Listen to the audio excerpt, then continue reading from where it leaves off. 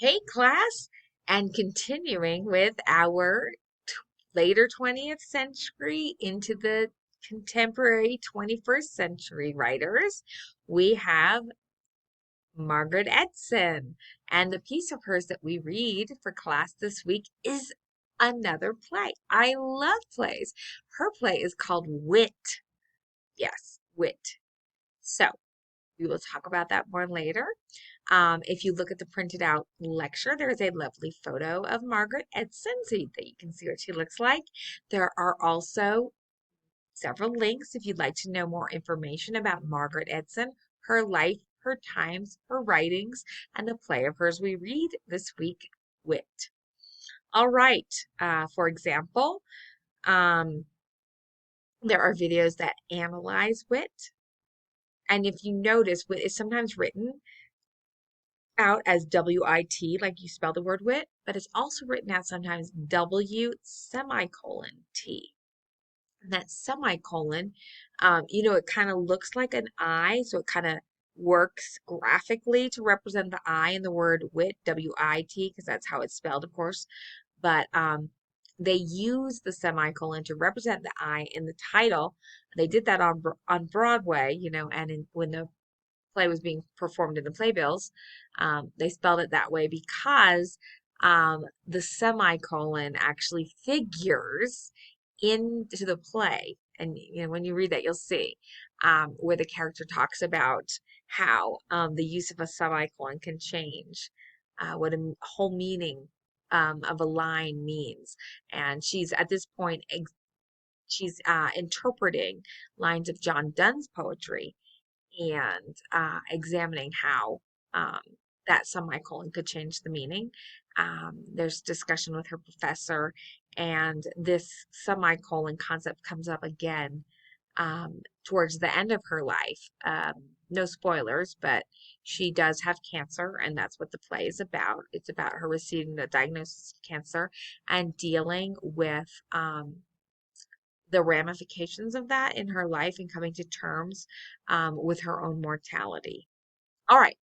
Other links that we have in the lecture, there's the New York Times article that has an interview with Margaret Edson at an Atlanta school where she taught kindergarten when her play was actually running in New York City. Can you imagine being a kindergarten teacher in this school? And she's teaching these kids and the parents come in for the parent teacher conference and they're like, wait, what? You're this like playwright who's famous, whose play is performing on Broadway, and you are winning the Pulitzer Prize this year?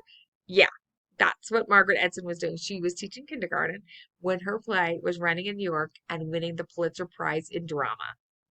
And she continued to teach. She actually loves teaching, and she still teaches to this day. She's continued to teach elementary school.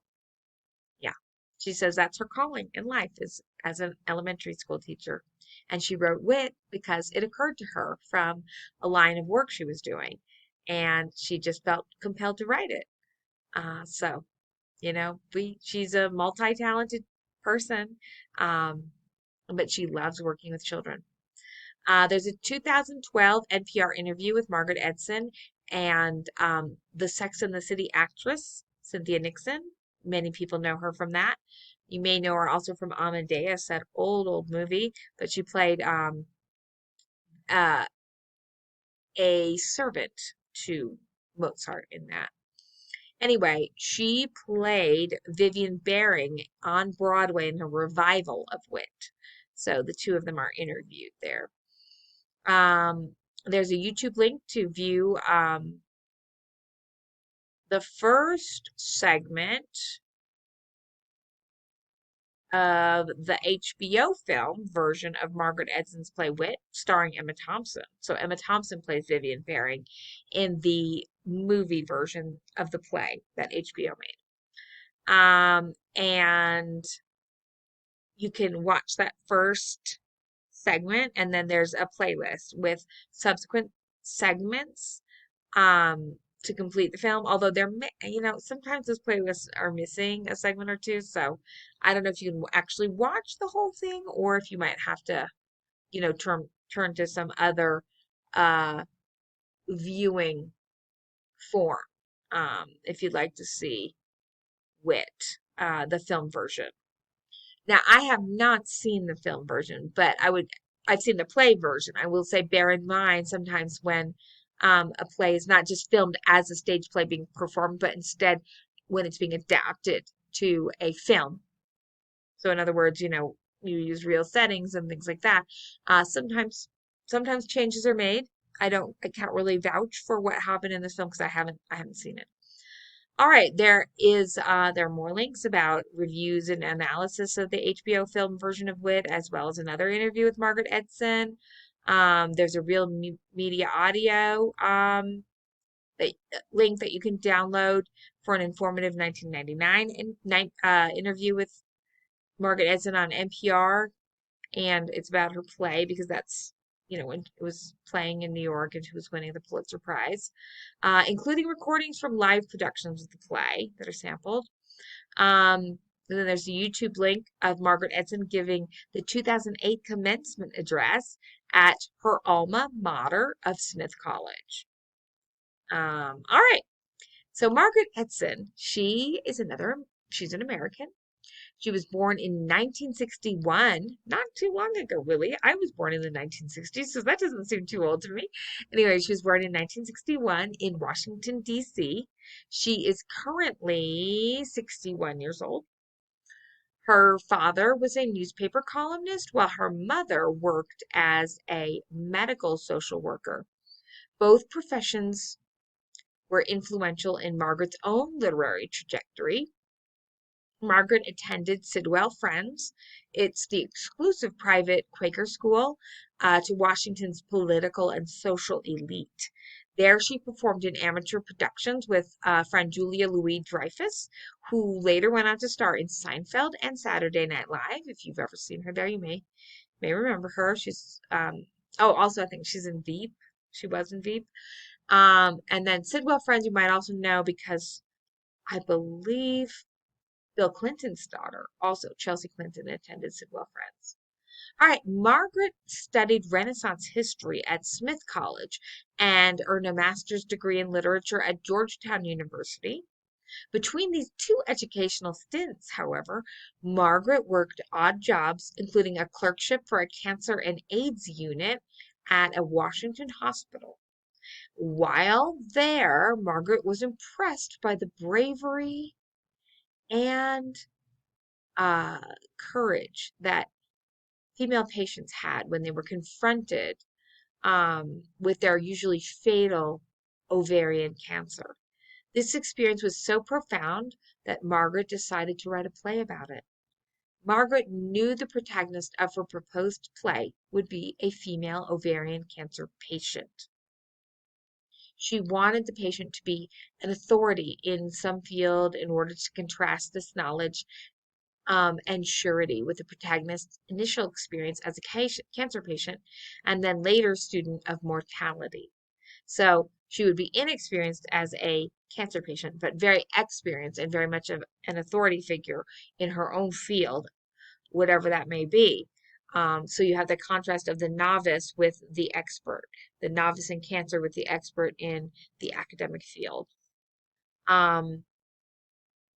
So Margaret thought that an English professor would make the perfect career for a patient who thinks she knows the truths of life, but really only knows the thinking or abstract about life, the philosophical about life, and not the actual feeling and experiential side of human truth and reality.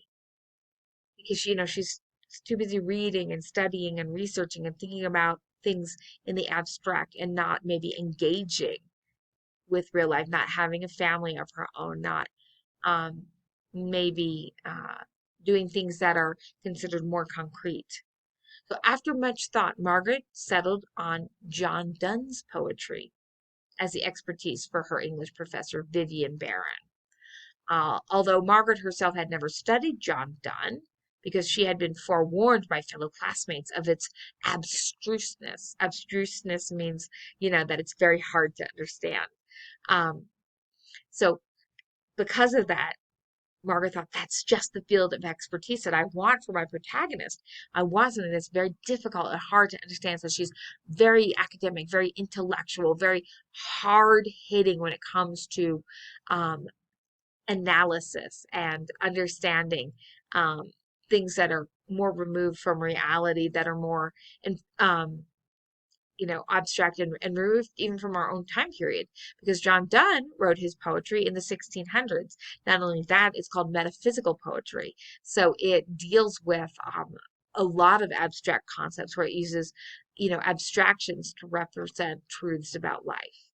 So even better, it's even more pulled away from the real world, where it's like these complex metaphors that are developed in the 1600s. So it's very, very removed from our time and from our reality.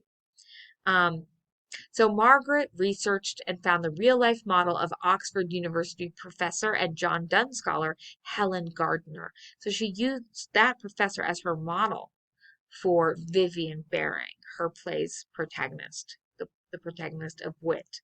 Margaret also was mentored in John Donne's poetry by a Smith College professor. Remember, she attended Smith. John Donne's holy sonnets, in particular, discuss the mortality of life and the fear of subsequent transcendence over that mortality. These themes seem to dovetail perfectly with the themes with which Vivian Baring herself would be wrestling throughout the play. A John Donne scholar, Vivian initially considers herself an expert in comprehending the philosophical complexities of the human experience and mortality. Margaret Edson says, quote, its wit is about a person who has built up a lot of skills during her life, who finds herself in a new situation where those skills and those great capacities don't serve her very well. So she has to disarm. And then she has to become a student.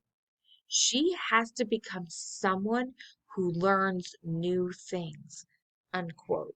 So that's Margaret Edson talking about Vivian Baring, where she studied her whole life, she's researched, and now all of a sudden she herself is in a new situation, and she has to become a student again and learn things from the ground up all over again. Learn about cancer and about the mortality of life, the real concrete notion that she herself might die, not just humanity in general. However, Vivian's illness is what enables her to realize the shortcomings of an expertise gleaned only from poetry's abstract context with life. For all her scholarship and intellectual prowess, Vivian does not initially have the skills to cope with cancer and her diagnosis of ovarian cancer. Actually, living with her own mortality on a daily basis provides Vivian the real understanding of life that in the end allows her to transcend cancer, life, death, and even dying. Margaret completed this play that we read for class, Wit, 1999, that's when it was published, and she had her family and friends read it around the dinner table one night. Her family and friends told her to trim down the 3-hour play. So for the next couple of years, Margaret worked on cutting the play down to only a trim 90 minutes with no intermission. So there was that continuity that would roll and build throughout the whole play. And it was uninterrupted by an intermission. And she made it 90 minutes so that it was doable for an audience to sit for that whole time period. Longtime childhood friend Derek Anson Jones himself, an aspiring director, who read the part of Vivian Baring during the dinner time reading, then carried the script around with him to various regional theaters. Margaret also submitted the script to every regional theater in America. Finally, the South Coast Repertory Company in Costa Mesa, California, was the only theater not to reject the play, which was performed there in 1995.